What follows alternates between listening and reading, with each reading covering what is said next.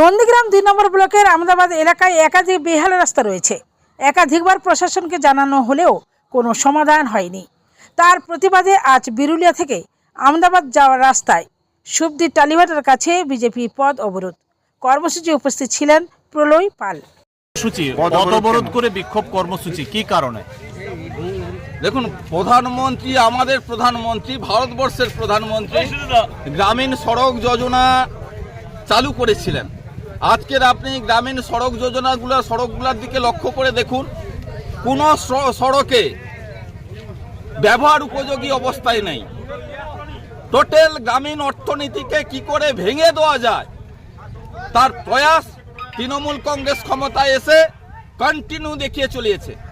গ্রামীণ অর্থনীতি উন্নয়ন না হওয়ার জন্য আজকের গ্রাম বাংলার হাজার হাজার ছেলে মেয়ে সব বাইরের রাজ্যে পরিযায়ী শ্রমিক হিসাবে যাচ্ছে।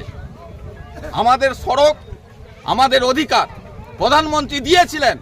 মমতা ব্যানার্জি তার নোংরা রাজনীতি করতে গিয়ে এই সড়কগুলোর বেহাল দশা করেছে বলে আজকের এক প্রকার বাধ্য হয়ে আহমেদাবাদ 1 নম্বর অঞ্চল এই সড়ক অবরোধে নেমেছে। এই অবরোধ কত সময় চলবে আপনাদের? আমরা মানুষকে সমস্যায় ফেলে এই অবরোধ চালাতে চাই না।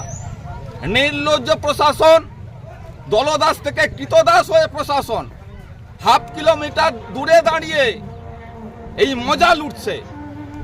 আমরা ওদের মতন এতটা নির্লজ্জ হতে পারবো না। তাই আমরা নির্দিষ্ট সময় মতন অবরোধ করেছি। মানুষের কথা ভেবে নির্দিষ্ট টাইমে আমরা সড়ক অবরোধ তুলে নেব। আপনার নাম? রাস্তা মূলত এই যে আহমেদাবাদ থেকে সুবদি বাজার একদম বেহাল দশা।